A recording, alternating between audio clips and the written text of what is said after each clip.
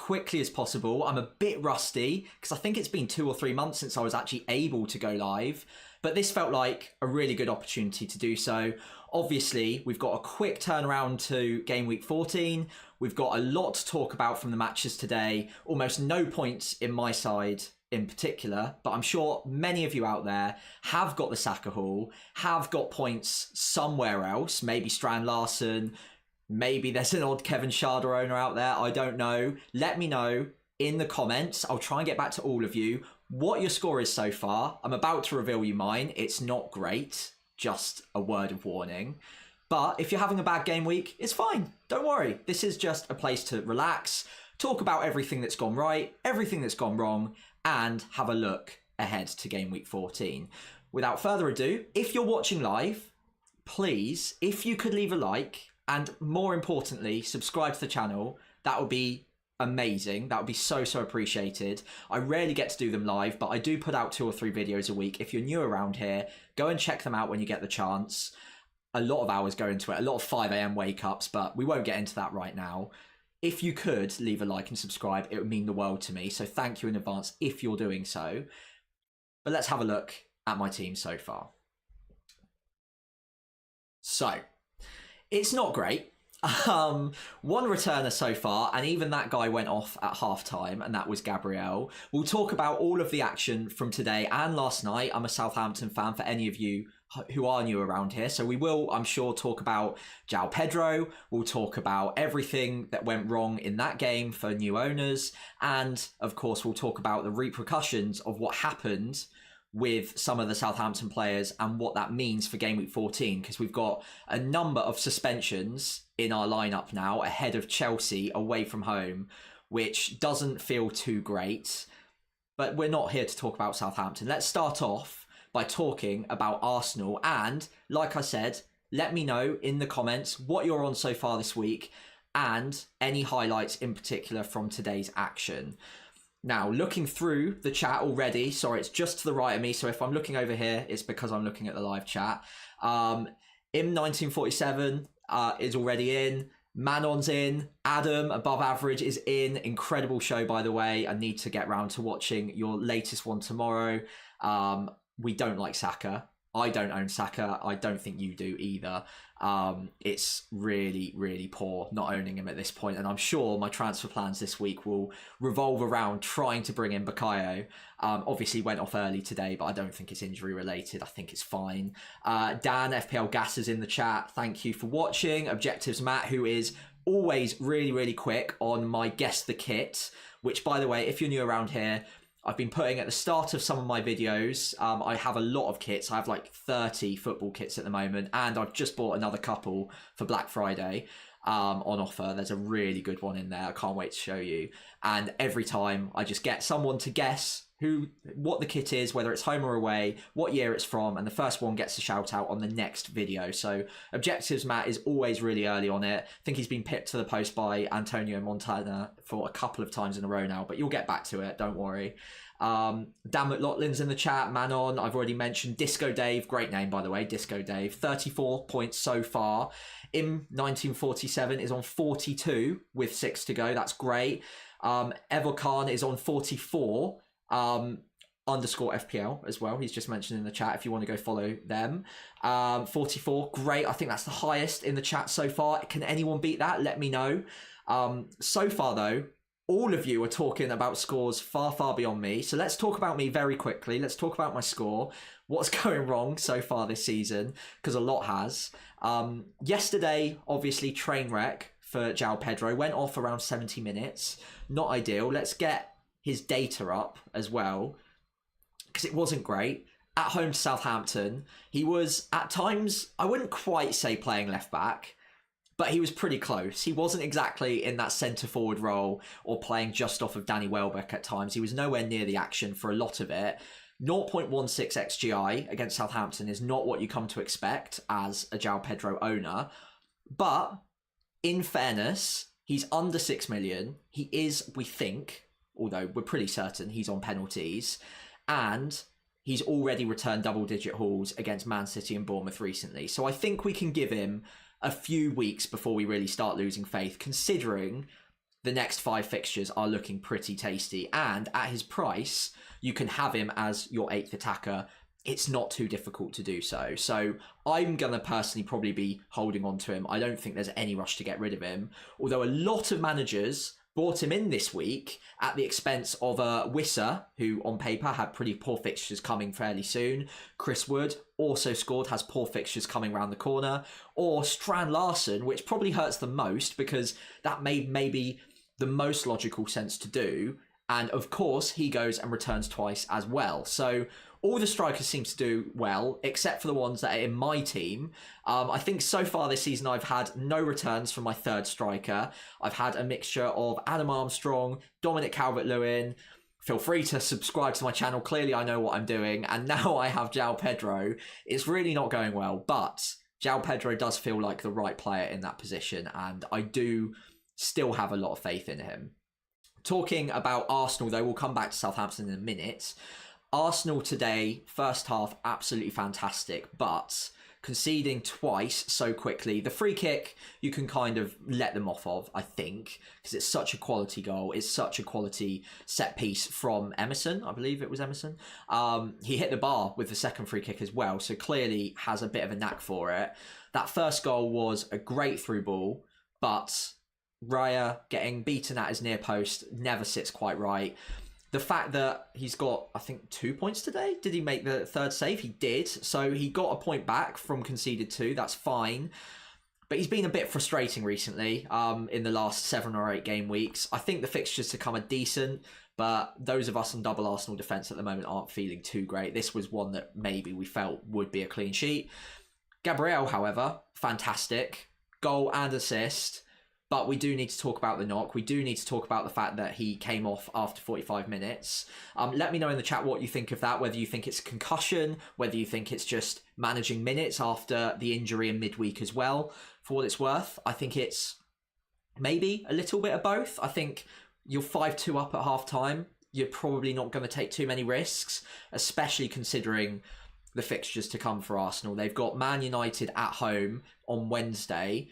And I saw on, I can't remember whether it was Blue Sky or Twitter now, but someone was posting about the fact that if they did take him off for a concussion substitute, he would have had to miss 7 days of football. So it might have been a bit of an intelligent play, waiting until halftime and not using him or using the substitution as a concussion sub. Obviously, you get the extra free sub later on if you do so. But at 5-2, you might as well just bring him off as a regular sub, and you don't need to wait the 7 days before playing him against Man United. So I think at the moment, I'm feeling pretty good about owning Gabriel for Man United. I don't think he's going to be a problem. Obviously, we're not going to get anything from Arteta in the press conferences. We'll probably not see him in training photos because it seems they kind of do that on purpose these days. But overall, I'm not feeling too terrible about it. I got a goal, assist out of it. Those of you in the chat with him obviously are feeling pretty good about it as well. No clean sheet, but overall, I think it's fine. And I'm going to probably hold on to him. Elsewhere, though, it is a train wreck. Raya, nothing. Hall, last minute, conceded to a Munoz goal. It was Munoz. Last minute, that is absolutely gut-wrenching. Hasn't really done too much for me either. Obviously, since I brought him in, he's got a 1-pointer, 2-pointer. I thought I was going to get the clean sheet today. It wasn't meant to be. And now we go up against Liverpool and Brentford in the next 2, which, again, you're not loving the chances of clean sheets there for Lewis Hall. But again, he is quite attacking. You never know. He could return some sort of an attacking return for us. So going back to the live chat quickly, because I am doing a live stream, I have to be engaging with you, obviously. Seen a few more, 29 so far for FPL Gas. That's still 11 more than me. So not too bad. It's meh. 39 for Ilko. Apologies if I've got the pronunciation wrong there. I bought in Wissa last game week. Also have Cunha, and I bought in Pedro last game week. Have Cunha and Wissa. At least you got something out of Wissa, Evor. At least that's decent. That's fine. We've got Saka owners in the chat, loving life. Question about Isak, though. We do need to talk about Isak because he's in my team as well. Of course he is. All terrible strikers seem to be these days. but came off on 21 minutes today. Got a whack to the hip.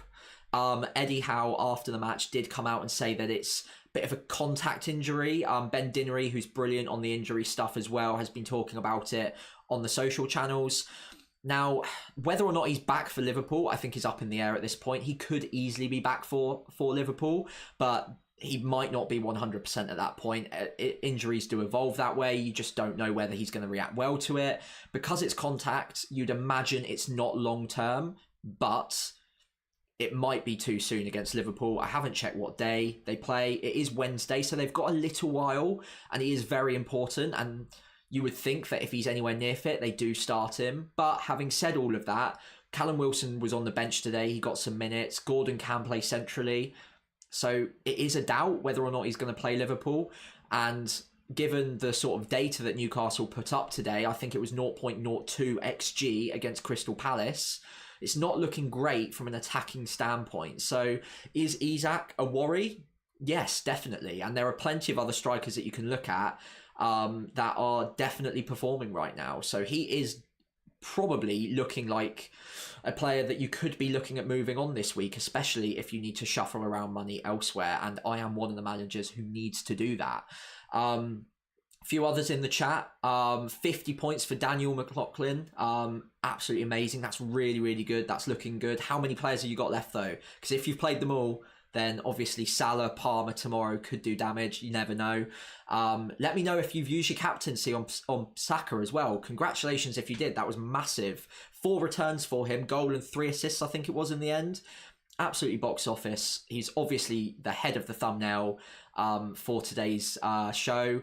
I was going to be talking about him anyway. I made the thumbnail before the Saka haul happened, and even before today, he was probably looking like my most likely transfer in this week. Even more so now, especially with maybe a couple of easy routes to get there, because Mbeumo has been rubbish recently, and Isak obviously being an injury doubt, Gabriel being an injury doubt. There are ways that I can make the money up too. So we'll go on to transfers in a minute. Before we wrap up this section though, let's talk about a couple of the other games. Mbeumo in particular, we've got to talk about. If it would load for me, that would be absolutely fantastic. I don't know why it's not. There we go. So the key takeaway here is he is playing really, really wide at the moment against weaker opposition. I think that's a key factor that a lot of people aren't really talking about right now. He's had 1 shot on goal in 4 game weeks. That everyone is talking about, and I think we'll see that in every piece of FPL content over the weekend going into game week 14, because they do have tough fixtures to come. And Mbeumo could easily be a sell this week, but it is worth noting that these fixtures, whilst on paper are obviously very, very good for Mbeumo and for Brentford, and the fact that he's had almost no shots in the last 4 game weeks is very poor, this has been a period of fixtures where they do like to play that 3-4-3, and I think they did so today as well. So it is worth noting that in that system, Mbeumo does play quite far wide right as a classic right winger, as it were. He does still get involved in the attacks and get into attacking position, so only 1 shot in 4 game weeks is still very poor for that kind of player. But he's not playing as a central striker in a 2, and against some of the opposition coming, I would actually imagine, especially in the next 5 or 6, they'll go back to a 3-5-2, and Mbeumo could play more centrally again. Now, that could go the other way, and he could even play wing-back. We have seen it before, but I think against Aston Villa, Newcastle, Chelsea, Forest, and Brighton as well, it could easily be a 2 up top with Wissa and Mbeumo, and he might be playing more centrally again. And a player who is on penalties, who does get 90 minutes every single week pretty much, I mean, barring this one where he came off 86 minutes, he will still hurt us at times. And I think given his ownership, I think he's at 75-80% effective ownership at my rank, he will hurt potentially for those of us who do sell. That being said though, given the fixtures, given the fact that the data has been poor recently and Wissa has been much more the focal point for Brentford, I can absolutely see the logic to sell. Now, quickly analysing the last couple of games, I thought if we're looking at Friday, Southampton actually did acquit themselves pretty well. They were in the match for most of it and obviously finished maybe the stronger against Brighton. Stayed in the game as well against Liverpool, and obviously I feel pretty hard done by because of that VAR decision last night. I won't go into it today, but I think that's a little bit of a joke. Let me know in the chat if you agree or disagree with that. I don't think Armstrong in any way was impeding the play. I would say that. I'm a Southampton fan, of course. But I think if he was doing anything, it was impeding Archer's ability to get kind of time to assess the situation and have that one-touch finish. I think that could have, if anything, distracted him, and Archer did very well with the finish. But hey, I'm just bitter. We needed the win. We didn't get it. But a point away from home is decent. And for the second game running, I would say that we were well in the game against tough opposition. And we are giving up a lot of chances at the back, but we are competitive going forward. So that is something to note for the future game weeks, although maybe not for game week 14. I'll come on to that later, but Harwood Bellis, Dibbling and Downs all suspended is going to be a massive negative impact on us. Structurally, in terms of building out from the back, it's going to be really, really tough to do so without Downs in particular, because he's instrumental in what we do there. If Lumley's in goal again, it's not looking great. Even with McCarthy, honestly, it's not looking great either. So Palmer captain, I think there's a massive advantage for that. Moving into Saturday, so Brentford obviously playing really well, 4-1 against Leicester. Leicester look all at sea at the moment. Maybe Ruud van Nistelrooy will change that, but I don't think it will change much defensively. I think there'll definitely still be a team to target. Brentford, as I mentioned, coming into some tougher fixtures. I don't think any of their players are a must-sell, but they might be an opportunity to look elsewhere if you want to, especially Mbeumo owners. Crystal Palace, Newcastle, we've already discussed that last-minute equaliser. We've already talked about Isak and Hall. I don't think there are too many other interested parties in terms of either of those teams right now. The one thing I would note is that a lot of people are probably going to start talking about Eberechi Eze because Crystal Palace have Ipswich, I believe it is, next week. Yes, they do. And I think after that, they've got a pretty decent run of fixtures as well. He's back in the starting 11. Obviously, he's fundamental to everything they do. So I think a lot of people are going to be talking about him as maybe even a switch from Mbeumo. Bowen is also going to be very interesting in that sense too.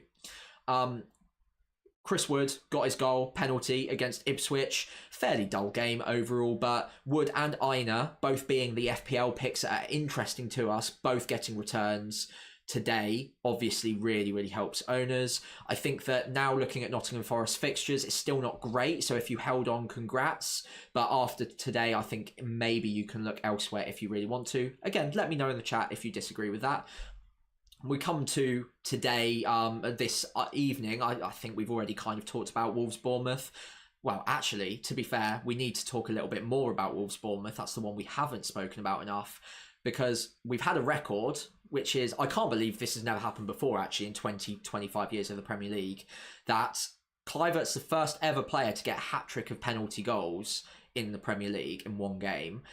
I do have a little bit of bitterness about that because I'm a Semenyo owner. I still held on to him. Obviously, I knew he wasn't going to play. He was suspended. But there was a lot of chat as to whether or not he could be on penalties. If he was on today, for him to get anything, any of those penalties would have been really, really great for me. I would have absolutely started him ahead of Rodgers, so perhaps a little bit bitter there.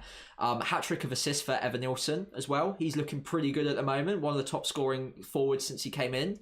Very, very promising. Strand Larsen got 2 goals. Cunha, importantly, got nothing. And obviously 4 goals conceded for Wolves. Nuri owners, I think you're going to have to get used to that. There will be weeks where he's just on a 0-pointer because no attacking returns will be fairly common. He's still a defender at the end of the day. But I think they're just not going to keep many clean sheets. So you're looking at a few zeros, maybe followed by a 5-pointer or a 6-pointer every now and then. Maybe if you're very lucky, the two worlds collide. He gets the odd clean sheet and an attacking return, and you're kind of waiting for those moments. But the fixtures are still good, so you could absolutely still go there. I'm still very interested in Cunha. I think he ticks all of the boxes, and we'll come into the transfers in just a moment's time. So we'll talk about him a bit more then. West Ham, Arsenal, crazy game. We've already talked about Arsenal defensively, a little bit frustrating. It was the Saka show yet again, and he got taken off early with no injury, we think, although he did take a knock earlier on. And hopefully that means he's going to be absolutely fine for Man United. I would be very surprised if he wasn't. And obviously 4 returns today. I think that's 16 in the season now, which is level with Salah. So doing very, very well there. Great on the bonus points, as we've already discussed. Led the bonus point system by an absolute mile, despite the yellow card as well. No surprises there. Just an absolute clutch player, and West Ham yet again capitulating at the back. I think they are definitely a team to target defensively. Bowen could be interesting though, and we'll talk about him. I've seen a couple of notes in the chat as well. We'll have a talk about him in just a moment's time too. So without further ado, let's have a look at some transfer plans ahead of the next game week. This is my team as it stands. I've got 2.6 in the bank, only 1 free transfer, so I think if I want Saka, it's going to have to be a hit unless we get a Salah or a Palmer injury tomorrow. But obviously, I'm crossing my fingers that won't happen because both have great fixtures. I'm not looking at selling either of those. So I think for me, it's probably going to be Mbeumo who goes for Saka. So if you're locking that in, I've not got the money. I do need 0.2. It'll probably be 0.3 by this time tomorrow because Saka is almost certainly going to rise tonight given the performance. And I think Mbeumo could be falling. So again, just a quick note as well, because it's always interesting to check. Always do check your buying price and your selling price for players like Mbeumo. He's gone up a long way. I'm actually quite lucky I've gotten away with it. If I don't know whether it's too small on screen, it looks like it might be. But bought him at 7.2. 7.9 is his current price. So if he drops 0.1, a lot of people get confused by this. You basically half the difference in terms of the selling price. So I'm at 7.5 for selling price. If he goes down to 7.8, it's still a 0.3 difference. So I'm okay on selling price. I can kind of take the drop in my stride tonight, so I don't need to rush. If I was going to and there was 0.1 in it, it wouldn't make a difference for me. So Mbeumo, I think for me, considering the one shot in 4 games and considering the fixtures, I can get on board with selling him for someone with as much upside as Saka, even for a hit, especially if someone like Isak's unfit. Or ideally, I could be looking at selling someone like Rico Lewis and maybe bringing in a Brighton defender, maybe a Chelsea defender as well could be interesting. Let me know in the chat what you think of the defenders right now, which cheaper defender would be top of your list, because that would be very, very interesting to me. I've got my own ideas. We'll go through them, of course. That's why we're here. But let me know in the chat who it's doing it for you at the moment.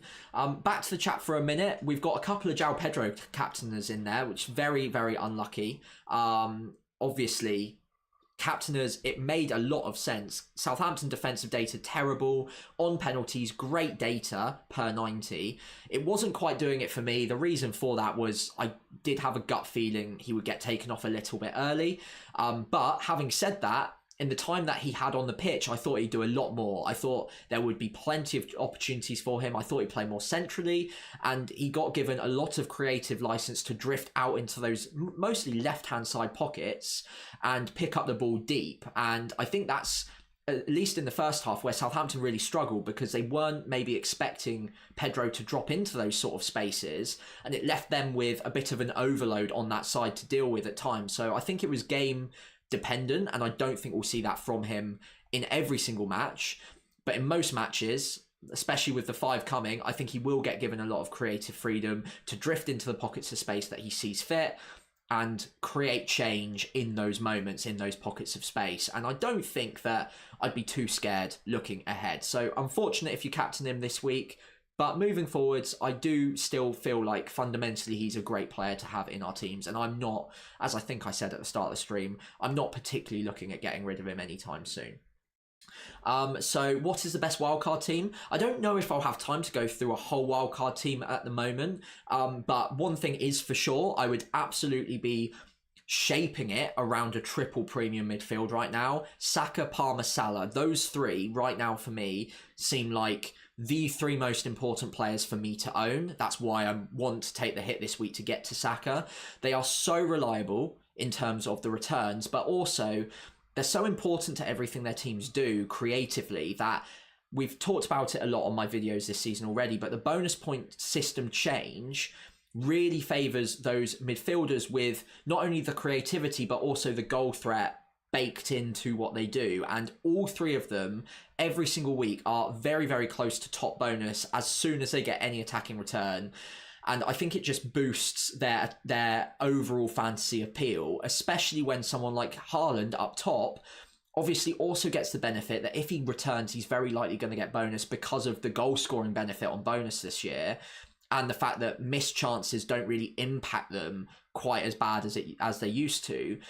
But the difference is that with these three players, you're doing it one at a cheaper price, but also the strikers outside of Haaland are a 7 to 8 million drop off minimum, and those strikers at 7 to 8 million cheaper are also getting all of the benefits that Haaland gets when they score too. So they are very good on the bonus and likely get 9-10 pointers when they get the goal as well, because they only need the one goal now more often than not to secure the top bonus. As soon as the defenders in their sides concede, all of those defenders are basically wiped out from the opportunity to get bonus. And a lot of these cheaper strikers, your João Pedros, your Cunhas, your Wissers of the world, they don't have a ton of other teammates who are getting loads and loads of attacking returns either, consistently anyway. So it is very likely that when they get the goal, when they get the assist, they're probably getting the bonus points as well. So I think that's the benefit, that you can squeeze more out of it without Haaland right now, especially with the fixtures.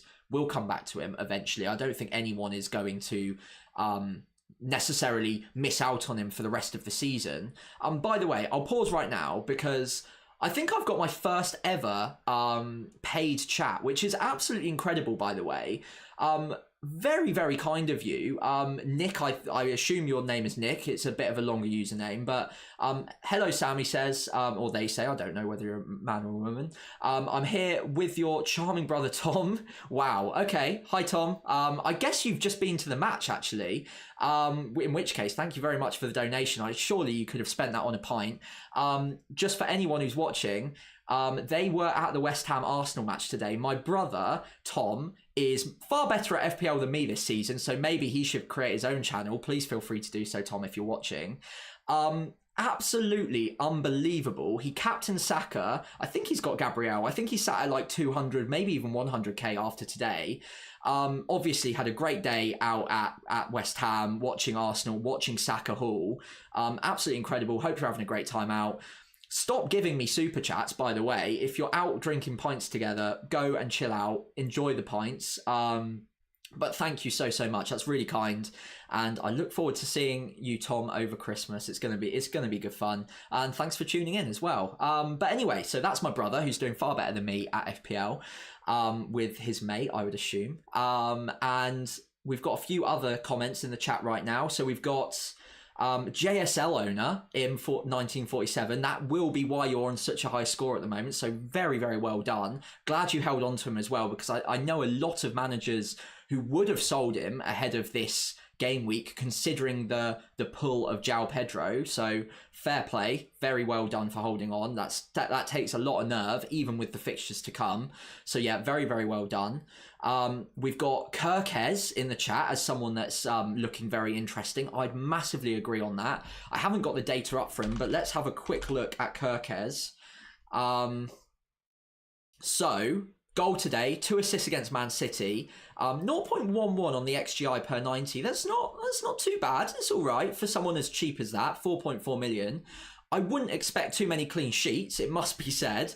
Haven't kept a clean sheet since Arsenal in game week 8. And how many so far this season? Just the one as well. So we're not expecting clean sheets out of Bournemouth anytime soon. But at 4.4 million, I think that's absolutely fine. So yeah, not a problem.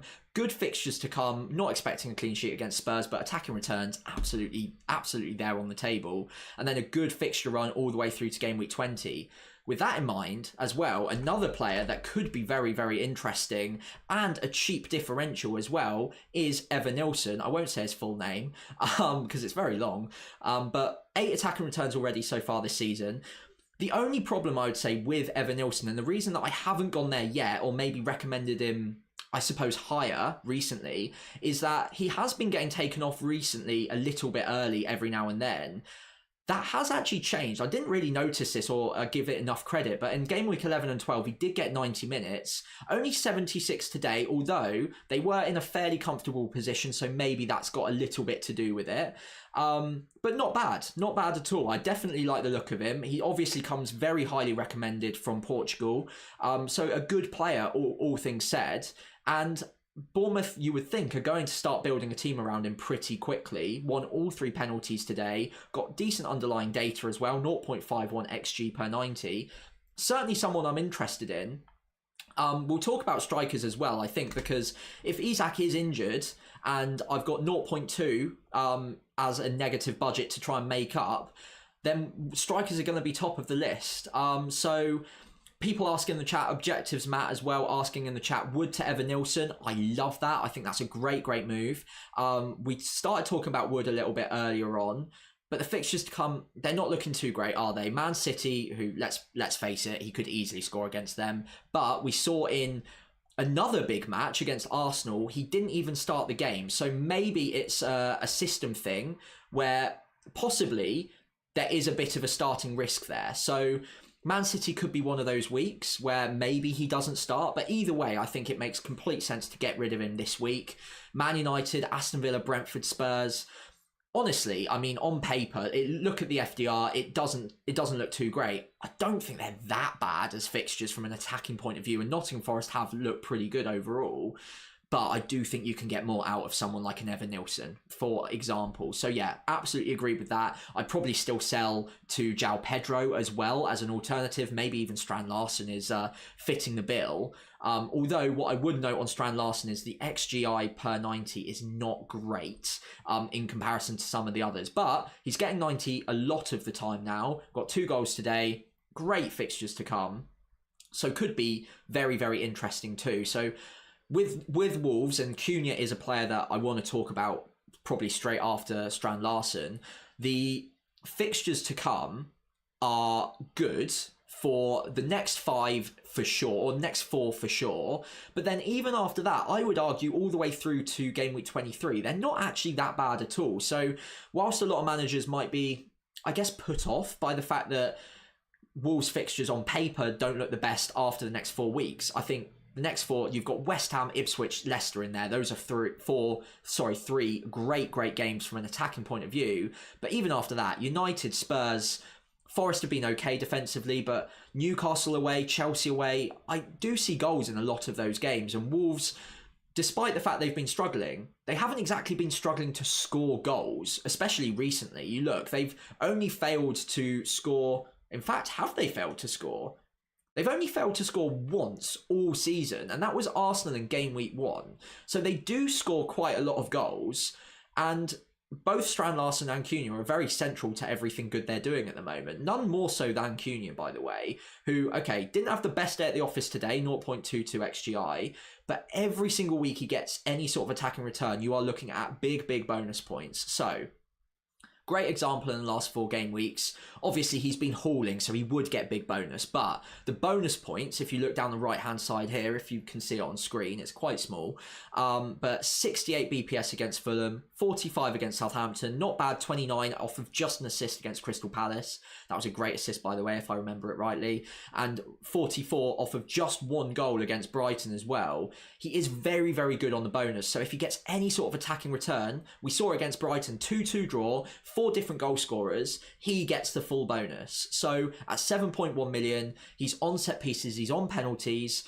I do still really like him, and I can see him as a great hold all the way through to the end of January, around game week 23, where admittedly I think this little patch here isn't the best, but I would probably separate up to game week 22. I think Newcastle and Chelsea are fine. Spurs we know are leaky. Man United are leaky. Nottingham Forest is probably weirdly the worst, if not one of the worst, in there over the next 10 game weeks. And then you've got this little patch here where maybe you could look at moving on, but again, we might be looking at wildcards around then. So Cunha I really like. He's actually very close to Haaland in terms of points now. Let's have another look at the chat quickly, see if anything more is going on. By the way, if you're in the chat and you haven't said hi yet, I think I've got it on open. I'm not sure. It might be on subscriber only, but if it is on subscriber only, what are you waiting for? Get subscribed. Come and say hi. I will try and shout out absolutely all of you because I don't think there's a ton of people watching. But if you're one of them, I massively appreciate you.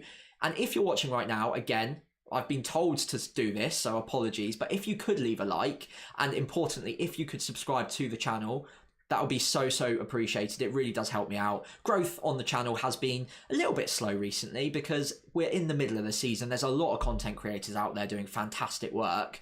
And at the end of the day, we've all got limited time, haven't we? We've all got limited time that we can watch videos, so completely understandable. But if you're one of those that is watching me, then thank you so much. I really appreciate the vote of confidence. And again, if you could leave a like, or get subscribed rather, that would be hugely helpful. Also, I know he's not watching live today, but my podcast co-host Tom, another Tom, brought in Matoma this week. Obviously got the 10-pointer. I think it was 10-point in the end. Let's just double check that. It was. That's 2 goals in 2 game weeks now. The data's getting better. What a differential he could be, by the way, as well. If you've not got João Pedro, or even if you do have him, arguably, the fixtures to come are looking great, and the data is improving week on week. So, yeah, Matoma looks about as secure a Brighton asset as you can get. 90 minutes most weeks. Not bad on the underlying attacking data, 0.47. Big year for him. Obviously, last year was very injury impacted. You can see here, only 1,500 minutes last season. First season, absolutely fantastic. Miscalculated. That's 16 attacking returns. Really standout pick in his first season in the Premier League. Off the boil last season, understandably so, with reduced minutes and obviously injuries. But this year, already racked up 1,000 minutes. Most weeks getting 90 minutes, and it's a big year for him. So I like the look of him a lot. Shout out to my co-host Tom, and shout out to who got the assist, by the way. I think we're streaming on Sunday actually this week for once, but usually it's a Monday night. It's a lot of fun. We have a live chat going. It's good fun. We make each other laugh at least. So if you do have a spare moment on Sunday night this time, but usually Monday, do come and say hi. And it is a great laugh. So yeah, do feel free to come and tune in to who got the assist. If you're not already sick of my voice, which it would be perfectly understandable if you were. So without further ado, let's have a look at some of the transfer plans. I did promise that this was a transfer plan stream at the end of the day. So we'll come on to that now. As I mentioned, we've already kind of discussed it. Saka is almost certainly coming in for me. I think you kind of have to bring him in after something like that, but he was top of the bill for me, I promise, at the start of the game week anyway. And Mbeumo always looked like the likely candidate to go. Now, obviously, we haven't had Palmer play, we haven't had Salah play, but as long as they stay fit, they've got great fixtures to come, Palmer in particular. What a great run this is, by the way. I think arguably you hold on to him all the way through to March, which is kind of ridiculous now. He's got maybe one really, truly bad fixture in there, and that's Man City away in game week 23. That's it. Salah as well, similar. You got the Man City fixture this week, and then after that, all the way through to game week 26 when they play Man City again. They don't have to deal with Arsenal now all the way through to game week 36. It's a great run, and honestly, he's so good on the bonus points. He's great on the minutes. I just don't see myself selling him at any point over the next period. So those two stay. I need to find another route to get in Saka. I was hoping I'd get to this point and have the budget, but because of Saka's performances and because other things just haven't quite gone my way with the budget recently either, my team value is very poor. That is maybe going to cost me later on in the season, by the way, but it does mean that this week I'm almost certainly going to have to take a hit. In fact, definitely going to have to take a hit. Now, I'm going to go off of the assumption that Isak is a problem ahead of game week 14. He might not be, and I'll run through alternative universes and what I might do with my side if he is okay.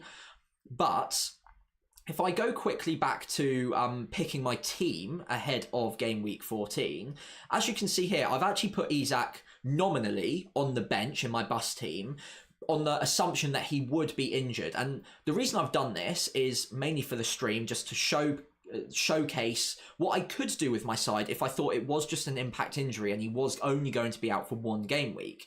It's another advantage of having maybe 8 stronger attackers, because it means that, like this week with Semenyo, and this week coming now with Isak potentially, if one of them's injured or suspended or whatever, I can have them on my bench if I think that they're going to be ready again soon. Now, I did that with Semenyo this week. He comes back in. Tottenham at home. I'm going to be absolutely fine holding and starting him for that.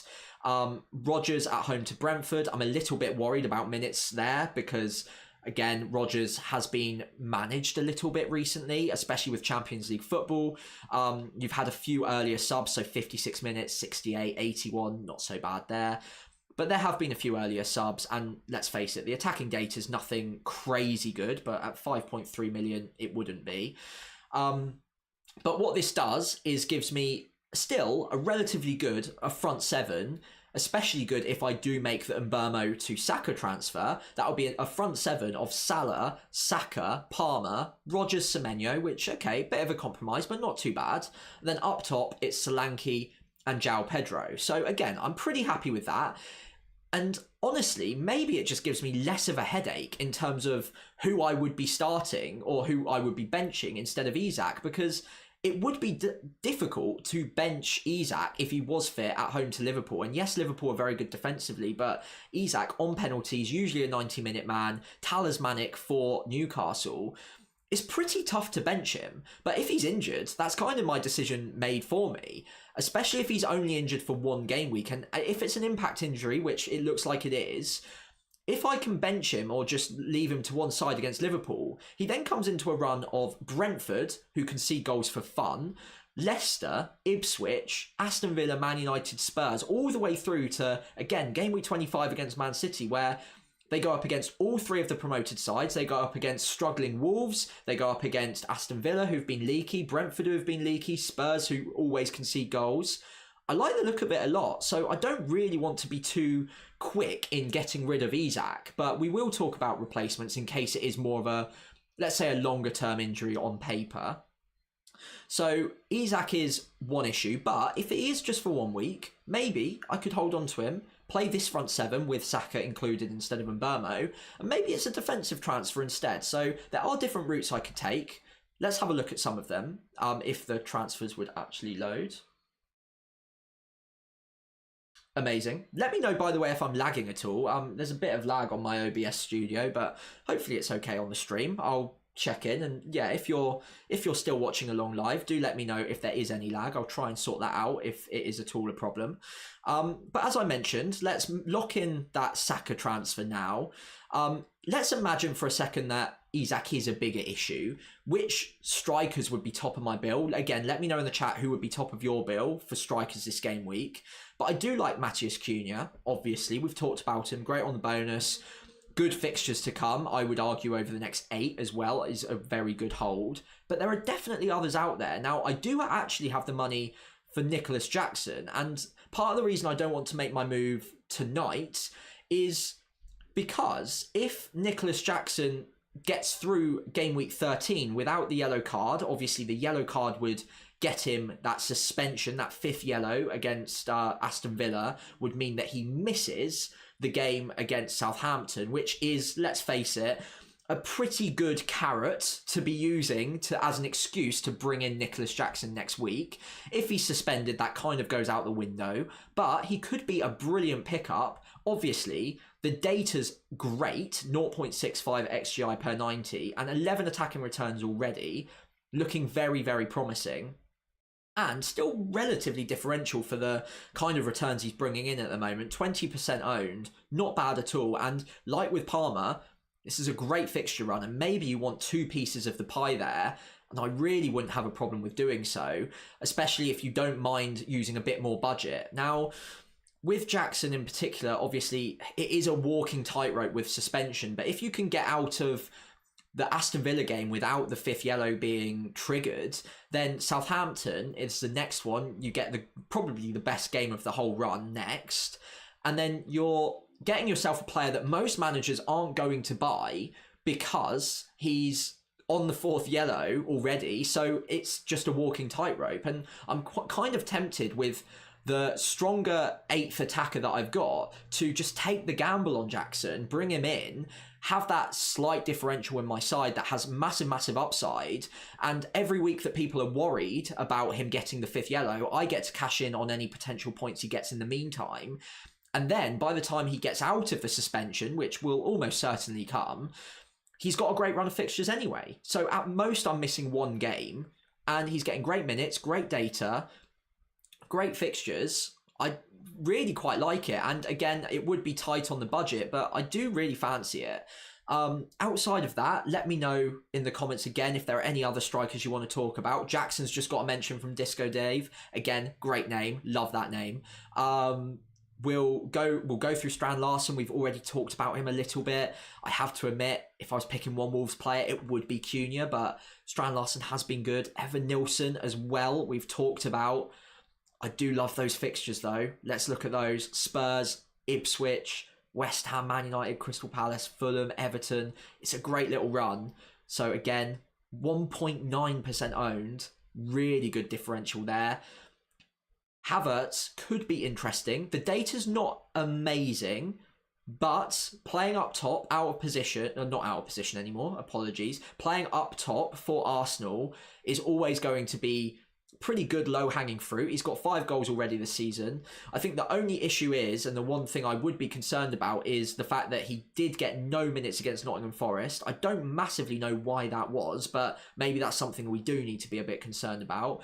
But again, like with Saka, it's a great run of fixtures. Like, honestly, you could definitely just hold on to any Arsenal player, even with the wildcard in mind, all the way through to the end of the season. There's not any elongated stretch of poor fixtures in there. You'd probably argue that the worst stretch of fixtures they've got is from 19 through to maybe 24. But even that is Brentford, Brighton, Spurs, Villa, Wolves, Man City. It's not bad. And the team of Arsenal's quality, you'd expect them to beat most of those clubs and definitely score goals in most of them as well. So Havertz might not be a bad bet, although I'd be a little bit concerned about any rotation, especially with Gabriel Jesus being fit at the moment.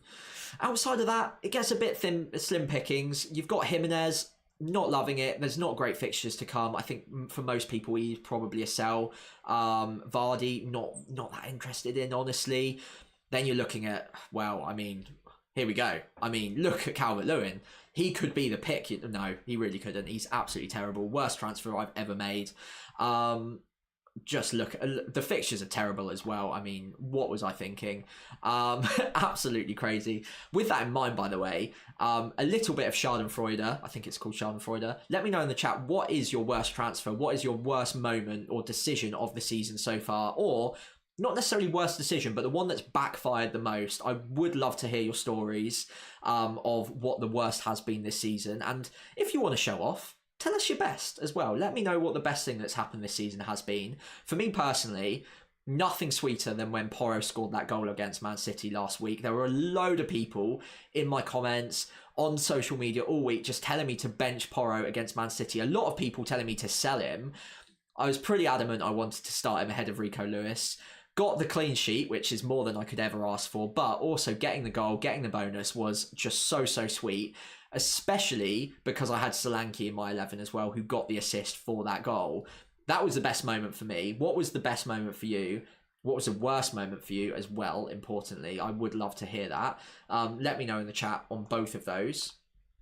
In the meantime, though, let's say, I think with the forward line for me, I do want to keep it simple at the moment. For me at the moment, it's got to be either Jackson or more likely Matheus Cunha. I think I slightly favour Cunha for a couple of reasons. Maybe the first is the yellow card thing, because whilst I can bench Jackson 1 week and it would be probably okay, injuries do happen and it could leave me in a bit of a tricky spot if more than one issue was to occur on that week. And maybe it was a week where I really did want to start Jackson. It could be very annoying.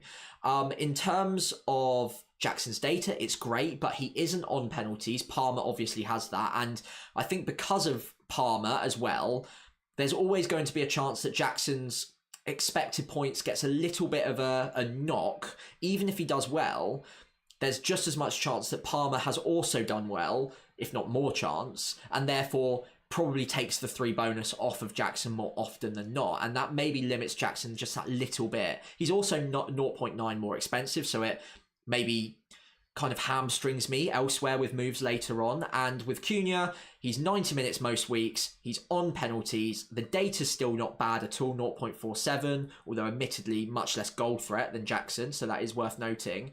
But he's so good on the bonus, and that's because he's so talismanic for Wolves. And despite the fact they are a much worse side than Chelsea, no one's arguing that, the fixtures are good enough for goals. And as I mentioned, they've only failed to score once this season. So they are a team that do create chances, they do score goals. And I think that Cunha, there is an element of maybe overthinking it with me. If I was to go against him yet again, with these fixtures, especially the next 3 after Everton, of West Ham, who again, defensively all at sea at the moment, might be a new manager, might even be a vacant position at that point. Ipswich, Leicester, I do still really like it. I think the points are there for the taking, so I do still like Cunha, despite the fact he's in a poorer side. And I do understand that logic. I do understand the argument against him, but I just think the attacking returns are there for the taking. So if I was to move out Isak, it probably would be for Cunha, although Jackson will be taking up a lot of my thinking over the next couple of days as well. And I want to see him tomorrow just to see how good he is. If he picks up the 5th yellow, then maybe that makes that decision for me.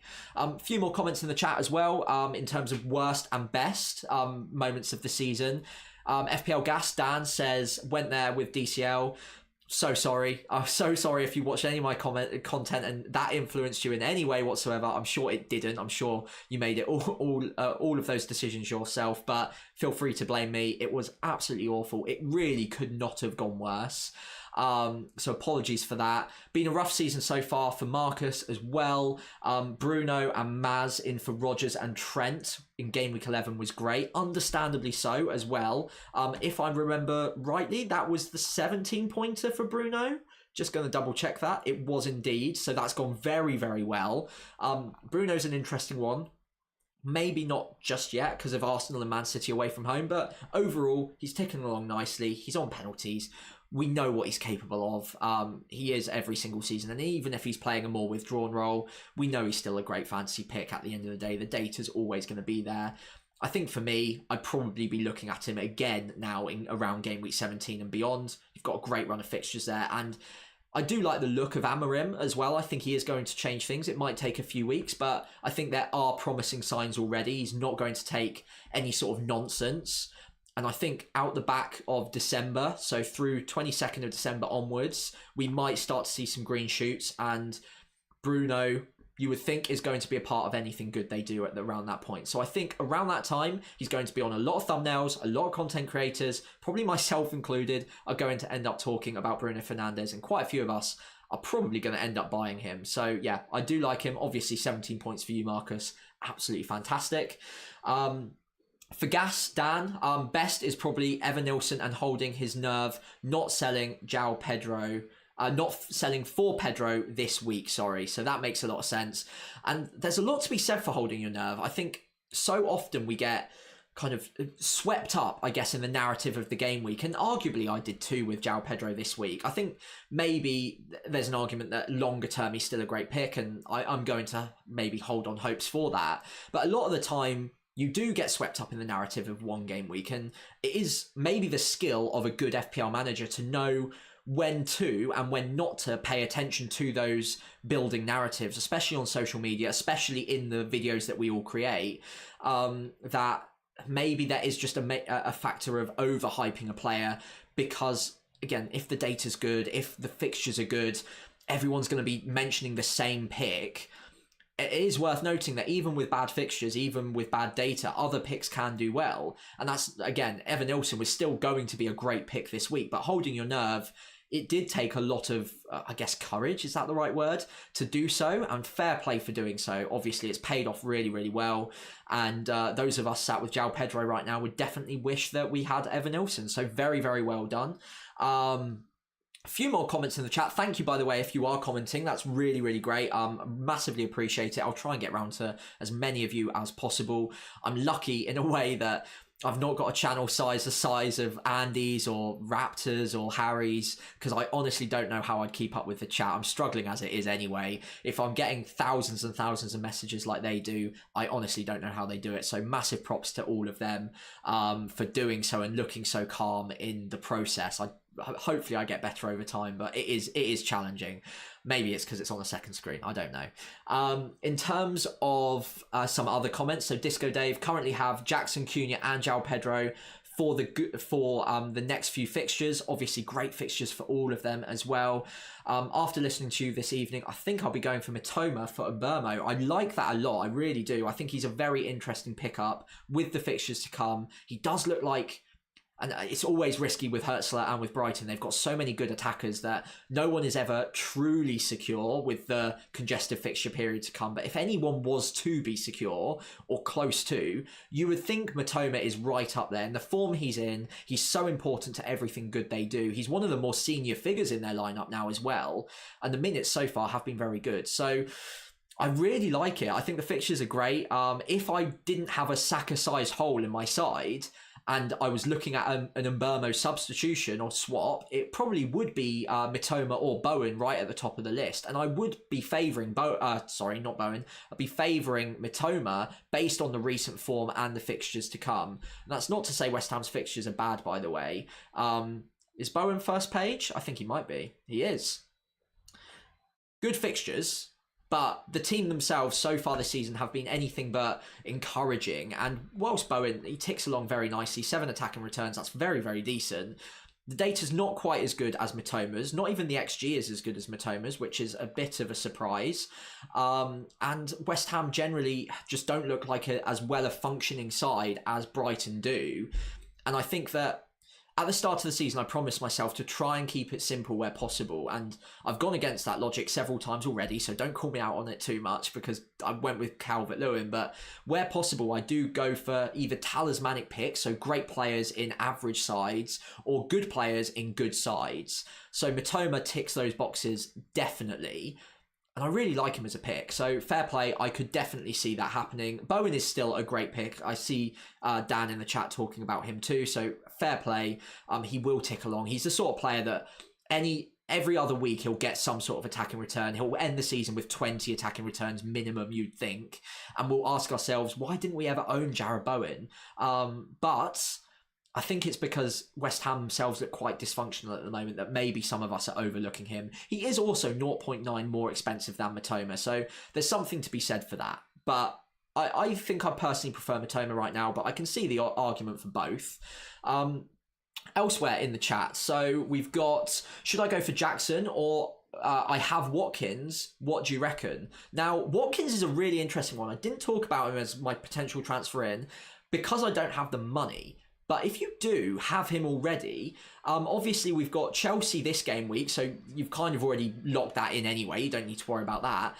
But the next 3 fixtures after that, Brentford and Southampton both at home, those are 2 huge carrots for Watkins owners to kind of hold your hopes up for. Is that a saying? I don't think it is. But hang your hopes on, because Brentford and Southampton's defensive data is really poor. And obviously Watkins, as we know from last season, is a hugely prolific figure for Aston Villa, even with reduced minutes. And I think he will get taken off early sometimes. I don't think he's quite as nailed in for 90 minutes as he used to be. With obviously great options waiting on the bench to replace him. He's still gotten 6 goals this season. He's still got an 8 attacking returns. The data is still very good per 90, 0.62 XG per 90. And those 2 fixtures are very good. So would I be selling him this week? I don't think I would. I think I'd be holding on to him. Obviously, we'll see how tomorrow goes. We'll see whether or not he gets any attacking returns, whether he gets injured. You never know. Something could happen. He could get red carded. But if he is fit and available for game week 14, whilst I do have a sneaky suspicion that minutes will be managed a little bit, you could say that of a lot of players at the moment. And Jackson with the 4 yellows, I think, well, who knows, he might get suspended tomorrow, but I don't know if I'd be making that move right now unless you needed that extra 1 million elsewhere to upgrade. Maybe you need to get to a Saka and you need that extra million. That would make sense. I get that move. But I don't think I'd be going out of my way to sell him. And I think if you have him right now, despite frustrations, I think those next 2 game weeks against Brentford and Southampton are good enough to hold on to him personally. So yeah, let me know what you think. Let me know whether there's something else that would be enabled by that move, because if so, that would make sense. But on the surface, I do like Watkins still as a pick for the next couple of game weeks after Chelsea is out the way at time of recording, of course. Any other questions? So it's all these pesky content creators building players up. Yeah, agreed, Marcus. What are we like, eh? What are we going to do? We got to talk about something at the end of the day, don't we? So there is that. Matoma or Bowen. Yeah, we've already talked about Matoma and Bowen. Best and Burmo replacements. I think, honestly, if you, as we've been talking, I think you might be new to the chat, potentially. Maybe you've just started watching. Mention Matoma. Really, really like him and his fixtures. Bowen as well is really interesting. Semenyo as well, don't overlook. I think he's been brilliant, has good fixtures yet to come, and cheaper, of course, as well. Obviously, the suspension this week was frustrating, but the next 7 or 8 game weeks after that is looking really, really good. If you've got more money, like myself, or are willing to take a hit to rejig, someone like Saka, if you can get up to him, is obviously the best replacement of all. If you can get to Salah or Palmer, it goes without saying, fantastic. But I think on the surface, if you're looking at that sort of price point and you don't have any extra money to spare, I think I'll probably go with Matoma right now. That's my personal view. Let me know in the comments who you're thinking of, if there's anyone else. Jeff Rogers asks, think it's worth going for Umbermo, ESR to Saka Kluivert for a -4. Now, Kluivert's an interesting one. I haven't honestly really looked at him, but looking at the minutes, it's not been too bad. I think the problem is the data is always going to look a lot better because of the penalties that he had this week. Now, obviously, that's unprecedented. It's not going to happen again, you wouldn't think. And 2.39 XG is massively boosting the expected data on average per 90 to 0.54. Otherwise, though, 0.22, 0.13, 0.35, it's not terrible. And at 5.3 million, it's still potentially quite interesting, but he does get taken off early a fair bit. You're looking at about 75 minutes on average. Almost, I think it's almost like strategic that he does get taken off at 75 minutes most weeks now, looking at the minutes recently. But we've even seen him bench before. We've seen minutes off the bench. I think he's been good enough where he has now locked in a starting spot, but I don't know whether he's guaranteed starts enough for my liking, and I think the minutes are a little bit reduced. But again, if you have him as an 8th attacker, maybe even a 7th, he could be a good option to go for. So I don't hate it as a double swap. But for a -4, I'd wonder if maybe there's a defender you can downgrade somewhere, or maybe a striker now that Isak's injured. Don't know if you've got him, but there might be another way of doing it. I do still quite like ESR as well. He's not been brilliant recently, and obviously got taken off early against Wolves. But the data's actually gotten a lot worse since I last checked, to be honest. But I don't mind him for the next 2. Spurs and Brighton, they're not the worst. But, okay, overall, I do get the logic. I understand why that might be the case. So, yeah, fair enough. In terms of other questions in the chat, and Burmo to Ødegaard. Now, I tell you what, watching the game today, Ødegaard was... I tell you what, the thing with Ødegaard is when he's not playing, you notice just how important he is for Arsenal. The flow of attack is much slower without him, and I think it unlocks Saka in a way that you just don't see without Ødegaard in the side. I think there's a lot more pressure on Saka to be creative when Ødegaard's not in there, logically so. But I think it just slows down everything they're doing. The chemistry between Ødegaard and Saka is just like so quick now. It's so obvious that they know exactly where they're going to be at any given moment. Their overload on the right-hand side is ridiculous, and it does give each one of them moments in the game where space is opened up by the other one. And we saw it today. Saka can weave his magic in and around the box. Ødegaard had a couple of shots around the edge of the box as well. I think Ødegaard is brilliant. Now, that's him as a player. In terms of as a fantasy asset, I don't hate him by any means, but I don't necessarily love him in comparison to what you could do with that third Arsenal spot elsewhere. Now, the double defences much cheaper to own than having a double Arsenal attack. Ødegaard at 8.3. He did have the penalty today, which has massively boosted his data, but otherwise wouldn't have had great data today. I think Ødegaard, the player, is fantastic, but in terms of the fantasy asset, he has been good in the past. Obviously, has gotten 20-ish attacking returns the last 2 seasons, and will tick along nicely this season as well when fit. No reason to think he wouldn't be. But I do get the feeling that I would prefer the structure of 2 Arsenal defenders, 1 attacker. And that 1 attacker for me, I think Saka is definitely worth the 2 million extra, if that makes sense. Now, if you wanted to go differential, go double Arsenal attack, I think that's absolutely fine. But for me, it's more of a structural thing in my side. And there are just no defenders I like. So having 2 Arsenal defenders is much easier for me to do because it feels like there's much less opportunity cost there. With the midfield, if I had double Arsenal midfield, then I'm looking at, I do want Palmer, I do want Salah, I do want Saka, so I've got 2 spots left. And if I had, let's say, Ødegaard in here instead of a Semenyo, obviously I can't do so, but it only gives me 1 spot left, and I just get the feeling that there's more I can be doing with these 2 midfield spots than that second Arsenal attacker than I can with the defence having 2 Arsenal defenders in there, if that makes sense. I don't know if I'm explaining myself very well there, but I just feel like the alternatives in this 4th or 5th midfielder spot for me are much closer to the ability of Ødegaard, or perhaps even slightly better. Whereas in defence, I'm getting maybe the best 2 defenders I can from my Arsenal players. So that for me is the reason why I possibly wouldn't be going towards Ødegaard myself. But we know what a quality player he is, and the data's never terrible. He's also gotten a lot of attacking returns in the last 2 seasons too. So I don't hate it by any means. It's just more, for me, the opportunity cost of going there. And I think for me, it would be a structural problem. So we've talked about Ødegaard. The chat's warming up, by the way, so thank you so much if you are in the chat. I will have to go, I think, in about 10-15 minutes, but we will get to my final transfer plans before the end of the stream. I'll try and answer all of your questions if possible. We'll have, we've already kind of talked about Isak as well earlier on in the stream to FPL Worms, so do go check that out. For me, I think if we get any news that it's a longer term thing, I'm probably going to be selling him for Cunha. I might still do so even if it's a 1-week problem. It's a contact issue, a contact injury to his hip. It might take a game week to recover, and because of the Tuesday deadline, that's a problem. But it's Liverpool anyway, so unless he's a part of a strong front 7 for you and you don't have an 8th playing attacker, then I think you might be able to look at benching him this week. I'm eyeing up that as an opportunity myself. But if he is out for longer term, I think Cunha or Jackson for me are the top 2 replacements. If you don't have Solanke or Pedro, you could look at them as well. Watkins, if you've got the money, is interesting too.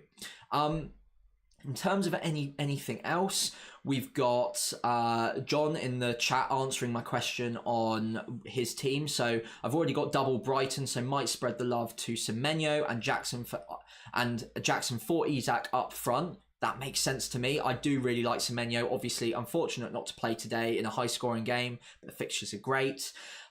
Best Flecken replacements as well, already tripled up on Arsenal. Now, that's an interesting one.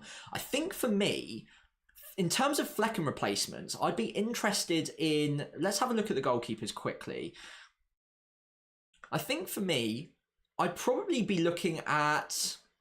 God, there's not a lot, but I'd probably be looking at Verbruggen. Now, did you say... No, you just tripled up on Arsenal.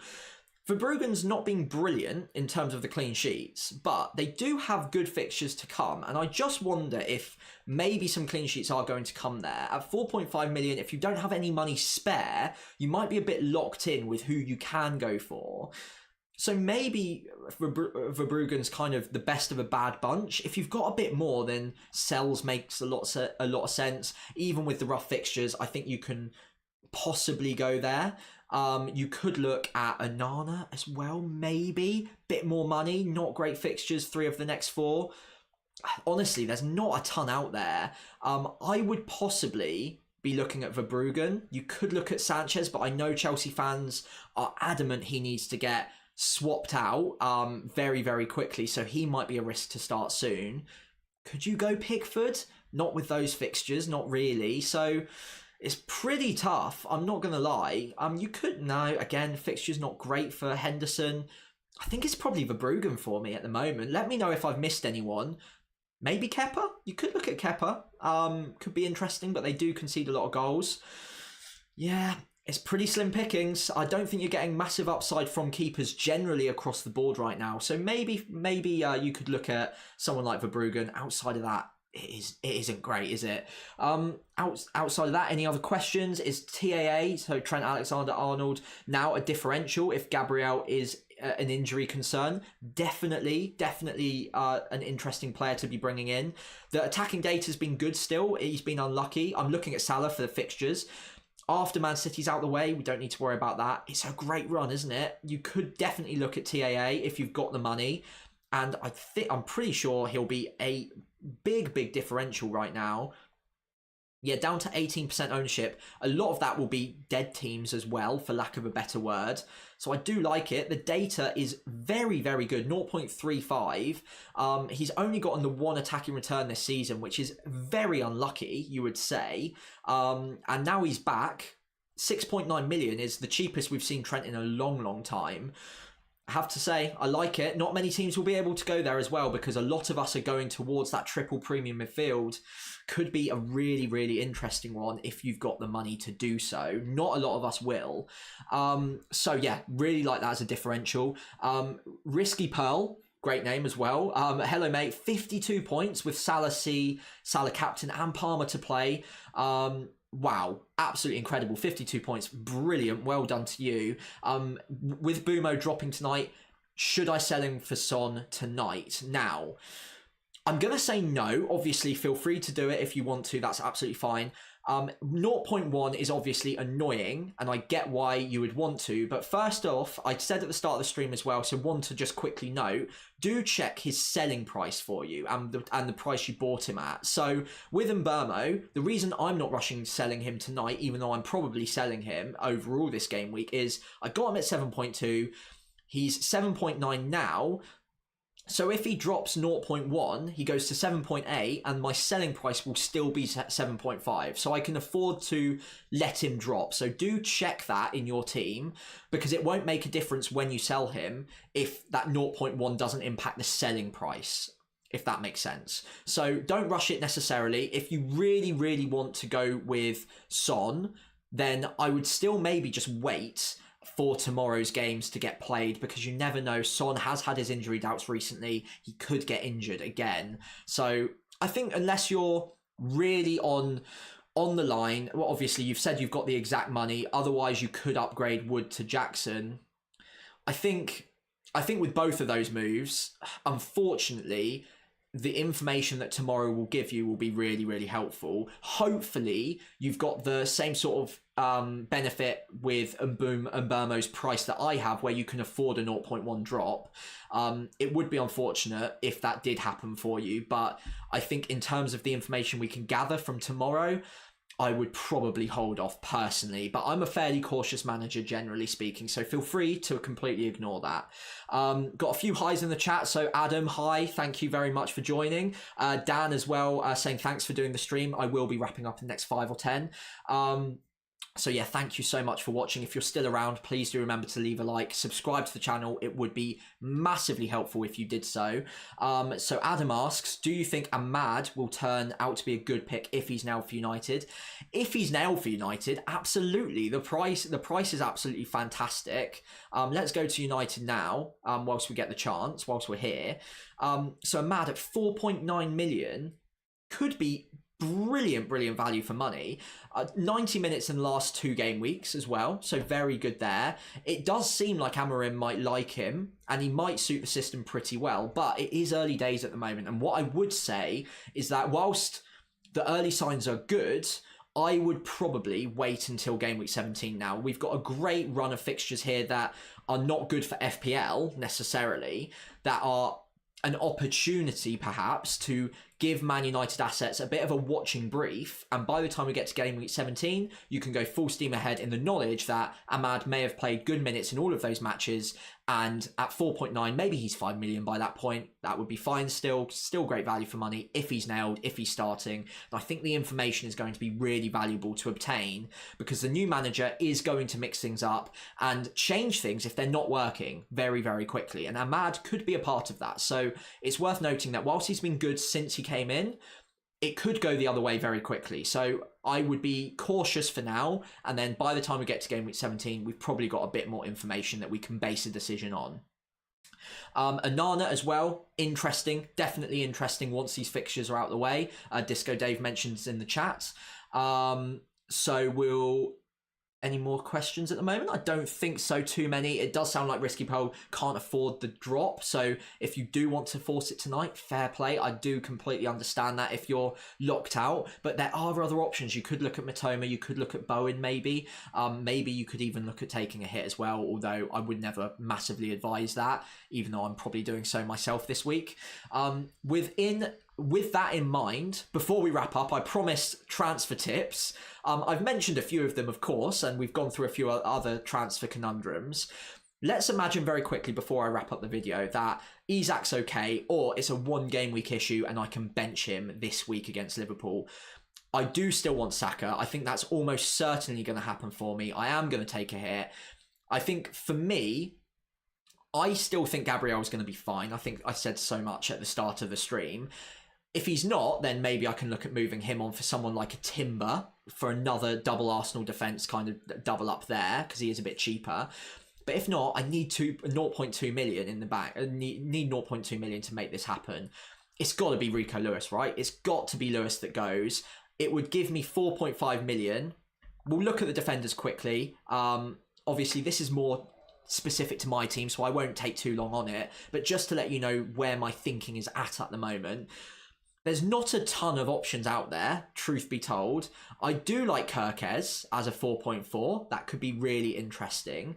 The other players that I do quite like the look of, despite the fact that Chelsea at the back have been struggling, I've got the exact money for Colwill, who's 90 minutes every single week at the moment. The underlying attacking data is 1 in every 10 games you'd expect an attacking return. Southampton away, followed by, okay, outside of Spurs, a pretty good run. It is worth noting, I probably expect Chelsea to concede in 2 out of 3 of these next 3 games. After that, though, it does get better. So maybe Colwill's an option.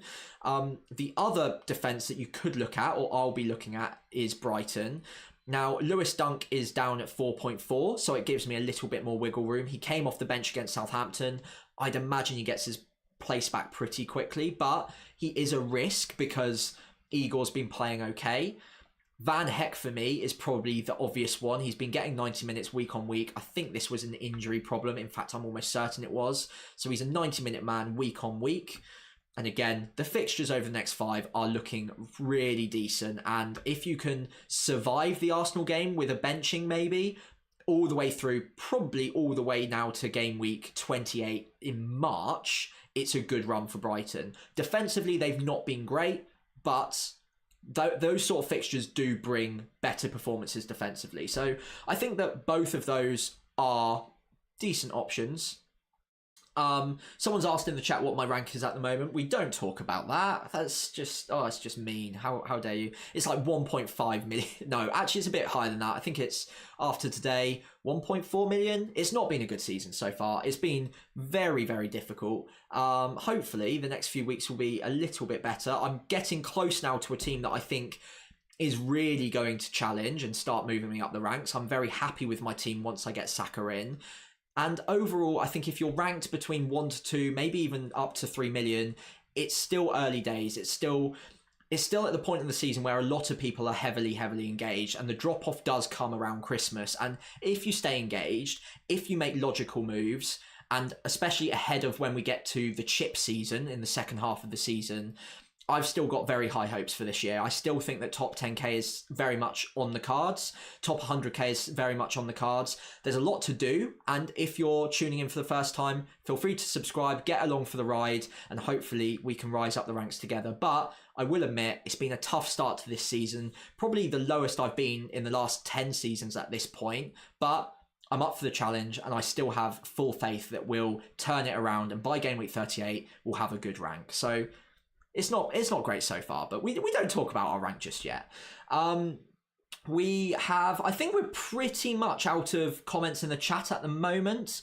In terms of, we had a question on West Ham. I shouldn't have laughed there, Dan. You specifically told me not to laugh, so that is my bad.